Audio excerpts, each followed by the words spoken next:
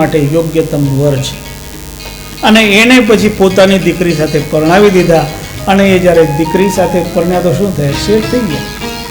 માંગણી કંઈ નહીં અને માંગણી કરી હોત તો નોકર રહી ગયા હોત, કોઈ પણ જાતની અપેક્ષા નહીં રાખી અને એના કારણે શેઠના પદને પ્રાપ્ત કરી શકે. જ્યારે આ જીવ નિરપેક્ષ ભાવથી કોઈ પણ જાતની માંગણી મૂક્યા મગર સેવા કરે, નિષ્ઠાપૂર્વક સેવા કરે, એ સેવાનું પરિણામ એને પ્રાપ્ત થાય છે, તે મહત્ફળ છે. એટલે આપણા જીવનમાં સકામતા તો આપણને લિમિટેડ બનાવે. સકામતાનું ફળ થોડું હોય, નિષ્કામતાનું ફળ વધારે હોય. એટલે નિષ્કામ વૃત્તિ જીવનમાં ધારણ કરવી જોઈએ. અને જે નિષ્કામ ભાવથી કર્મ કરે એને પછી કર્મનો બંધન લાગતો નથી. અને એ જ આપણને બધા શાસ્ત્રો, બધા ગુરુજનો, બધા મહાપુરુષો સમજાવે છે.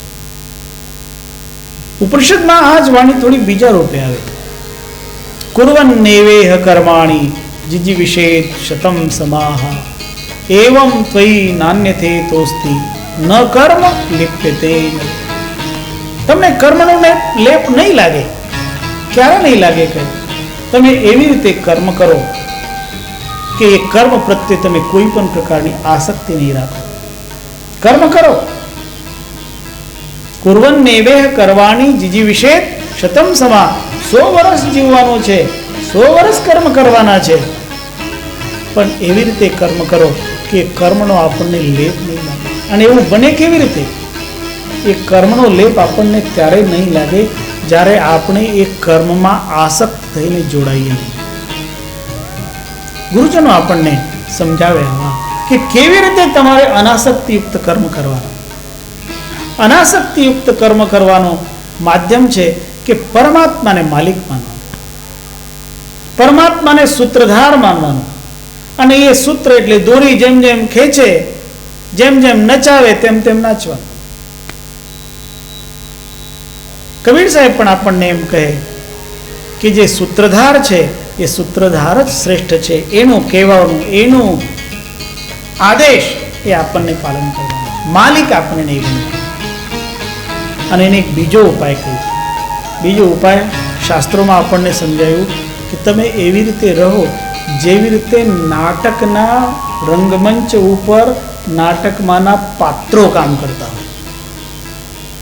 રામલીલામાં રામનું પાત્ર લેવા વાળો રામનું પાત્ર એવી રીતે ભજવે કે જેટલા બધા જોતા હોય એમને લાગે કે રામ છે. સીતાનું પાત્ર ભજવા વાળો સીતાનો એવી રીતે પાત્ર ભજવે કે બધાને સીતા જેવું લાગે, પણ સાચી રીતે કઈ રામ બને નહીં અને સીતા કઈ સીતા બને નહીં. મહાત્માઓ તો એવી રીતે કહે કે જ્યારે રામનું પાત્ર સીતાને ગોતતા નીકળે દંડક અરણ્યમાં અને ત્યાં રસ્તા વચ્ચે પંપા સરોવર આવે, એની બાજુમાંથી નીકળે,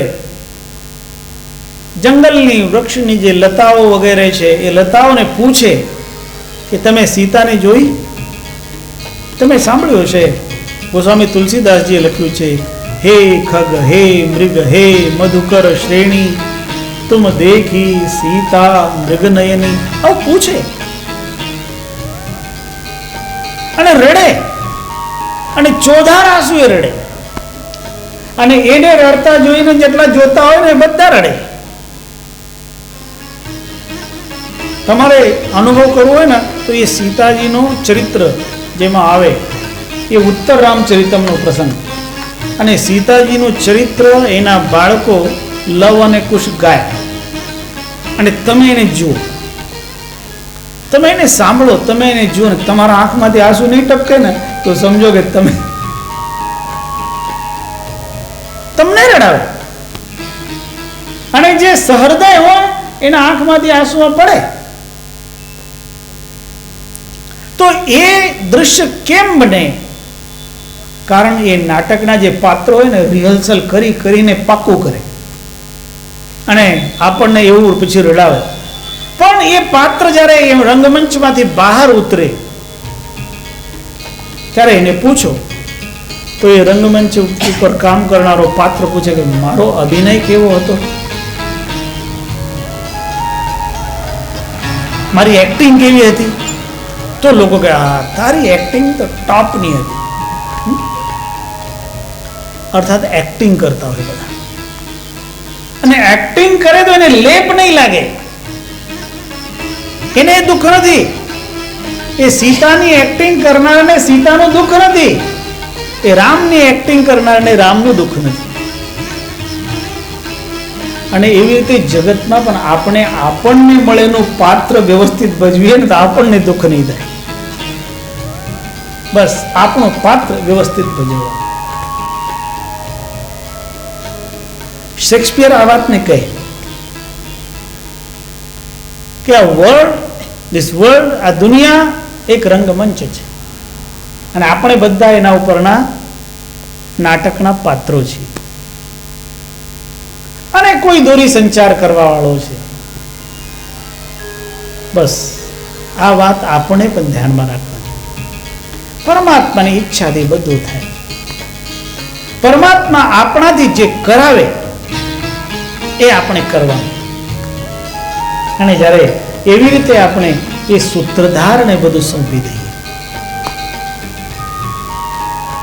એ સૂત્રધાર જેમ જેમ સંકેત કરે, ઓર્કેસ્ટ્રાના જે ગાઈડ હોય જેમ જેમ ઈશારો કરે તેમ તેમ ઓર્કેસ્ટ્રાના બધા વાદ્ય વગાડવા વાળા, બધા ગાવા વાળા એની આજ્ઞાનું પાલન કરીને ગાય, વગાડે. કોઈ કંટ્રોલર, કોઈક વ્યવસ્થા, તો એ વ્યવસ્થામાં જેવી રીતે આપણને સામેલ થવાનું છે, જે આદેશ મળ્યો હોય એ આદેશ પ્રમાણે ચાલવાનું છે. આપણે એવું જે સમર્પણ કેળવીને નિષ્કામ ભાવથી કર્મ કરવાનું, તો કર્મનો લેપ નહીં લાગે. તે સંતિ ક્ષીણ કર્માણશ્ચાનંદમ સુલભંતિ. એવી રીતે જે પોતાના કર્મોને, કર્મના પ્રભાવને ક્ષીણ કરી દે, અર્થાત કોઈ પણ અપકર્મ અથવા સુકર્મ, બે પ્રકારના જે કર્મ છે એ બે પ્રકારના કર્મમાં આસક્તિ નહીં. એક કારણ છે પાપ કર્મ અને પુણ્ય કર્મ. આ બે પણ બેડી જ છે એમ સંતો આપણને કહે. पाप पुण्य दोनों है बेड़ी, एक लोहा एक कंचन की. बेड़ी तो है, पाप पण बांधे અને પુણ્ય પણ બાંધે. પાપ દુઃખ દ્વારા બાંધે અને પુણ્ય સુખ દ્વારા બાંધે. પાપ એટલે લોખંડની બેડી જેલમાં પૂરી દે અને લોખંડની બેડી હાથ પગમાં નાખી હોય, અને પુણ્ય એ સોનાની બેડી હાથ પગમાં એ પણ હોય, ફક્ત ખુલ્લી હોય. સોનાની બેડી હોય તો લોકોને ઘરેણા જેવી લાગે, અને લોખંડની હોય તો જેલ જેવી લાગે. છે બે, લોખંડની બેડી હોય કે સોનાની બેડી હોય, જે બાંધે ને એ બે રોકતા હોય. એટલે બે પ્રત્યે સમતાની ભાવના કેળવીને એનાથી ઉપર ઉઠવાનું. અને એના માટે કહ્યું એ સંતિ ક્ષીણ કર્માણ આનંદમ સુલભંતિ. તેને જ સાચી રીતે સાચો આનંદ પ્રાપ્ત થાય, જેને બધા કર્મ ક્ષીણ કરી દીધા હોય. અર્થાત કર્મ ફળ એને બાધ્ય કરતા નથી, એ બધા જ બંધનમાંથી મુક્ત થઈ જાય, બદ્ધત્વ છૂટી જાય. અને જે બદ્ધત્વ છૂટી જાય એ મુક્ત થાય. જે બદ્ધ હોય એને પશુ કહેવાય. બાંધવામાં આવે ને જેને, એ પાશથી બાંધવામાં આવનારો પશુ, અને પાશમાંથી જે મુક્ત થાય એ જીવન મુક્ત. એટલે આપણા જીવનમાં બંધનમાંથી બહાર આવવાનું છે, અને એના માટે જ સદગુરુની કૃપા અને સેવા આપણા જીવનમાં બનવી જોઈએ. અને એ મેળવવા માટે કર્મમાં કેવી રીતે પ્રવૃત્તિ રાખવાની એને સદગુરુ અહીં સમજાવે. યથારણ પ્રવૃત્તૌ હિ કશ્ચિદ વીરો વિલક્ષતે કોટિષ્વપી તથા પુંસુ કશ્ચિત શબ્દ સુખમ લભેત. આ દુનિયામાં ભક્તો ઘણા, દુનિયામાં વીરો ઘણા, પણ સાચો વીર ક્યારે સાબિત થાય? રણાંગણમાં હજારો વીર જતા હોય પણ એમાંથી કોઈ એવો હોય જેને વીરત્વનો પુરસ્કાર મળે. આપણી ભારત દેશની સેનામાં આપણે જોઈએ છીએ કે ઘણા સૈનિકો ત્યાં ફ્રન્ટમાં લડતા હોય પણ મહાવીર ચક્ર, પરમવીર ચક્ર કોઈને મળતો હોય. જેને પોતાની વીરતા સાબિત કરી એને જ એ વીરતાનું ચક્ર મળે, ચિહ્ન મળે. બાકી લડતા તો બધા જ હોય પણ કોઈ વિશિષ્ટ રીતે લડતા હોય. અને આ જગતમાં કાયમ જે વિશિષ્ટ હોય ને એની ગણના થતી હોય. આ જગતમાં જે ઇતિહાસ લખાતો હોય ને એ ઇતિહાસ પણ તેનો જ લખાય જેને કઈ વિશિષ્ટ કર્યું હોય. જે બધા જ કરતા હોય એવું કોઈ કરે તો બધા કરે જ છે એટલે કોઈ એની નોંધ લેતા નથી. નોંધ લેવી હોય, નોંધ લેવડાવવી હોય તો કંઈક વિશિષ્ટ કરવું પડે. આજકાલ એવા વિશિષ્ટ કરવા વાળા લોકો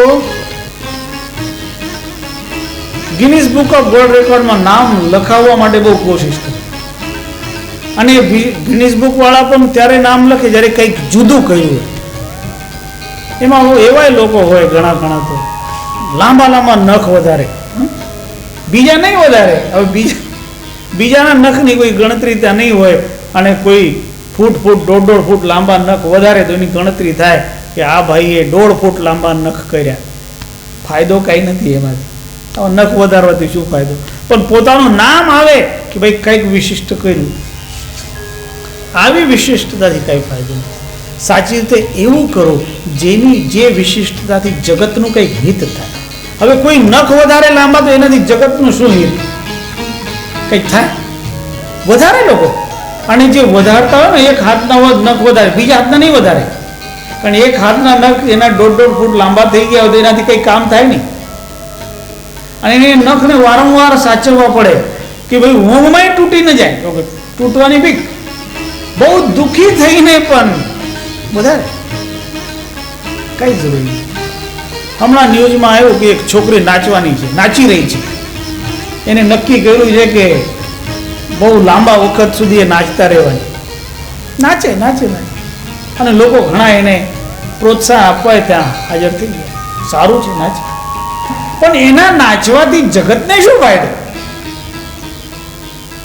કર્મ એવું કરો જે જગત હિતનું કર્મ હોય. એવા કર્મમાં વિશિષ્ટતા મેળવો જે હિતકારક કર્મ હોય.